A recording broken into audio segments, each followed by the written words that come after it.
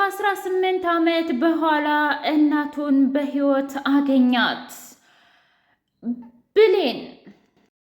ብሌን በስተመጨረሻ እናትሽ ሙታለች ብላ ገኒ ውሸቷን ነገረቻት። ብሌን እጅግ ልቧ ተሰበረ።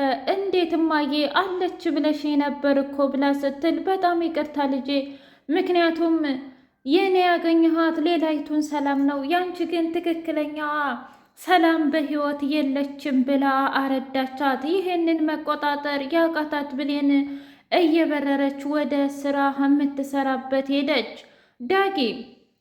ዳጊና ብሌን ዛሬ የልብ የልባቸውን አወሩ።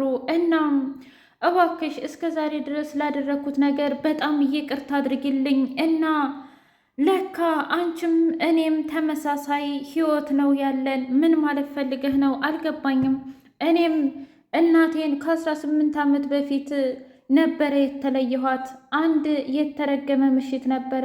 እናም ህፃናቶችን በህገ ወጥ መንገድ እየወሰደ ያ ባለሀብት እንደፈለገ ያሰራቸው ነበረ። እናም እኔም ከዛ መካከል አንዱ ነበርኩኝ። ኳስ ልጫወት ወጥቼ በዛው ይዘውኝ እዛ ሲያሰቃየኝ፣ በስተመጨረሻ ግን አንድ መልካም ሰው ስለነበረ እሱ ያንን ሰው እየፈልጎ አስፈረደበት። እሺ ከዛም በኋላ ወጥቼ እናቴን አሁን ድረስ እየፈለግኳት፣ እናቴ ግን በህይወት ልትኖር አልቻለችም። ማለቴ ሙታለች። ምን ይታወቃል? ያንቺ እናት በ10 ዓመትሽ ከተለይሻት ከሞተች የኔ እናትም እኮ 18 ዓመት ሞልቷታል። ስለዚህ የኔም እናት ሙታለች ማለት ነው ብሎ በጣም አለቀሰ። ዳጊ እባክህን እንደዚህ እንድታለቅስ አልፈልግም። ምናልባት ያንተና የኔ ጣፈንታ እየቅል ሊሆን ይችላል። ይገርማል። ታውቂያለሽ እስከ ዛሬ ካየኋቸውና እስከ ዛሬ ከቀረብኳቸው አንቺ በጣም ትለያለሽ። ምን ማለት ነው? አላቅም። አስተሳሰብሽ፣ ሁለ ነገርሽ ለካ በርቀት ሳይሽ በጣም ተንኮለኛና የእውነትም ሰላምንና ቃልን የምታጠፊ መስሎ ነበረ። ነገር ግን ቀርቤ ሳይሽ ደግሞ ፍጹም የተለየሽ ልጅ ነሽ ብሎ አላት። አያንተ ሁላችንም የራሳችን የምንለው ማንነት አለን እና ምናልባት አንተ በፊት ላይ ስለማታውቀኝ ይሆናል ብላ እትካሻው ላይ ተደግፋ በጣም አለቀሰች። እሱም ደግሞ አልቅሽ ይውጣልሽ አልቅሽ ብሎ እሱም በደንብ አለቀሰ። ቃል ለበኃይሉ ደውላ አንተን ሀይደል ያደረከው ዛሬማ በቃ የደስታ ጽዋችንን እናነሳለን ማለት ነው ብላ አለችው። ከዚህ በላይ ምን ትፈልጊያለሽ? እውነት ለመናገር ይሄንን አልነበር እንዴ የምትፈልጊው? አዎ እኔም አንተም የምንፈልገው ይሄንን ብቻ ነው፣ እናትና ልጅን ያለማገናኘትና ይሄንን ቤት በስማችን አድርገን ሽጠን መካፈል። በቃ የበኃይሉ ቅጥረኛ ወይም ደግሞ ጋርድ ዳጊ ደጋ ደውሎ የበኃይሉን እያንዳንዱ ፋይል የምትሰጠኝ ከሆነ እናትህን በህይወት ታገኛታለች፣ ካልሆነ ግን እመነኝ እገላታለሁ ብሎ አስፈራራው። ይህንን ነገር ደግሞ ለአንድ ሰው እቅርብ ላለ ሰው በተለይ ብትናገር እናትህን በህይወት አታገኛትም ብሎ አለው። እሺ ምንም ችግር የለውም አንተ ያልከኝም በሙሉ አደርጋለሁኝ ብሎ አለ። ሰላም ውድና የተከበራችሁ የትርሲት ስንዲቅ ውድና የተከበራችሁ የትርሲት ስንዲቅ ሚዲያ ቤተሰቦች እንዴት ናችሁልኝ? ሁሉ ሰላም፣ ሁሉ መልካም። እኔ እግዚአብሔር የተመሰገነ ይሁን ሰላም ነኝ፣ ደህና ነኝ። ለዚህ ቻናል አዲስ የሆናችሁ ሰብስክራይብ እያደረጋችሁ ቤተሰብ የሆኑ ነበር ቤተሰቦች ደግሞ ስለምትከታተሉኝ እጅጉን አድርጌ አመሰግናለሁ።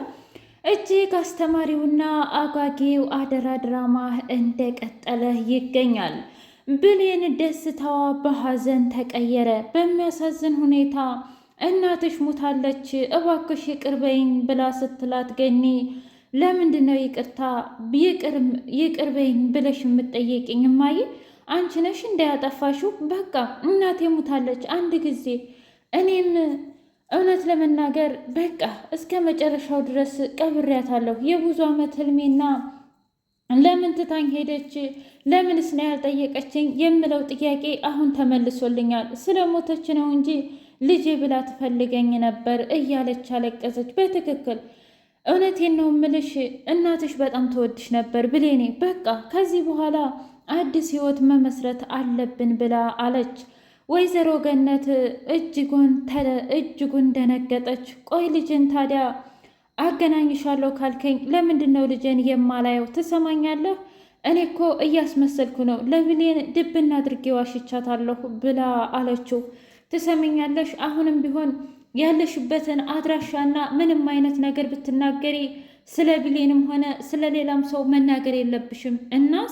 እናማ እያንዳንዱ ነገር አፍሽን መዝጋት አለብሽ። ትክክለኛ ምርጫሽ ይሄ ነው፣ ልጅሽን መምረጥ አለብሽ ብሎ አላት። እንደዛማ አላደርግም፣ ምክንያቱም እኔም እኮ ብሌንን አሳድጊያታለሁ። እንግዲህ ከወለድሽው ልጅሽና ከብሌን መምረጥ ነዋ ብሎ አስገደዳት። ለዳጊ ደውሎ ትሰማኛለህ? እናትህን በህይወት የምታገኝ ከሆነና እናትህን የምትፈልጋት ከሆነ እያንዳንዱ ነገር ማድረግ ያለብህን አንተ ታውቃለህ። የበኃይሉን መረጃ እስር ቤት የሚከተውን በሙሉ ታመጣልኛለህ ብሎ አለው። እንደዛማ ማድረግ አልችልም። የቱንም ያህል በኃይሉን ባልወደውም ጥላቴ ቢሆንም እንኳ ሰላምን ግን ከምኔውም በላይ በጣም ነው የማከብራት። ስለዚህ ይህንን ማድረግ አልችልም፣ እባክህ እናቴን ብቻ አገናኘኝ ብሎ ሲለው አይ እንግዲህ ነገርኩህ፣ እናትህን ማገኘት ከፈለግ እኔ ያልኩህን በሙሉ ማድረግ አለብህ ብሎ አለው። እንደዛ ከሆነ አንድና አንድ አማራጭ አለህ። ምንድነው አማራጬ? እሱም ደግሞ በቃ ከዚህ በኋላ አፍህን መዝጋት አለብህ ብሎ አለው። ዳጊ እጅጉን በጣም ተደናገጠ፣ እጅጉን አለቀሰ። ብሌንና ዳጊ የሆደ ሆዳቸውን አወሩ።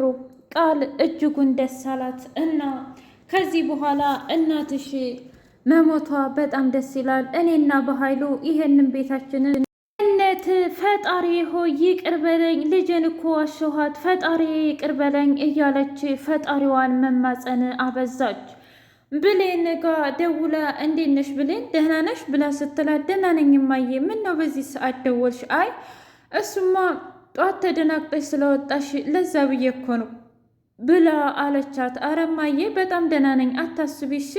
ለምን አላስብ ልጄ፣ አውቃለሁ እማዬ፣ በቃ ተይው ሁሉም ነገር ያልፋል ብላ በእንባ እየተራጨች መልሳ ተኛች። ዳጊ ምን ማድረግ እንዳለበት ግራ ገብቷታል። እንዴት እማዬን ከዚህ ዓመት በኋላ አግኝቼ እንዴት ነው እንደዚህ የማደርገው? ቆይ ምንድንስ ነው የማደርገው? እያለ በጣም ግራ ተጋባ። በስተመጨረሻ እናቱን ደውሎ አገናኘው። እማዬ ደህና ነሽ አለሽ ብሎ ሲላት አዎ አለሁ ልጄ፣ እንዴት ነው ኳስ ልጫወት ብለህ በዛ ወጥተህ ቀረህ እኮ የት ነህ እያለች ስትጠይቀው ትሰሚኛለሽ፣ የት ነህ ብለህ መጠየቅ አትችይም ብዬሽ የለም እንዴ? በጣም ይቅርታ እያለች እማዬ እሱን ሌላ ቀን አወራሻለሁ፣ ዋናው ነገር ግን አንቺ በህይወት መኖርሽ ለእኔ በጣም ትልቅ ነገር ነው። ለረጅም ጊዜ እናቴ የት ናት እያልኩኝ ስፈልግና ሳፈላልግሽ ነበረ። ነገሮችን አስተካክዬ በቅርብ እንገናኛለን ብሎ አላት። ብሌኔ ቆይ አሁን ከዚህ በኋላ ምንድን ነው የማደርገው? በቃ እማዬ የለችም ማለት ነው እያለች ብቻዋን መብሰልሰል አበዛች።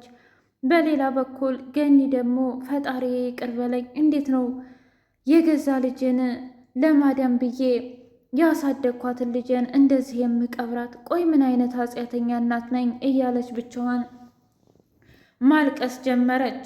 የበኃይሉ ጋርዴ ከዚህ በኋላ እኔ ስራዬን ጨርሻለሁኝ ብሎ ለበኃይሉ ነገረው። በጣም ጥሩ፣ እንደውም ከዚህ በኋላ ደሞዝህን እከፍልህና ታጠፋለህ አድራሻህም ብሎ አለው። ለምንድን?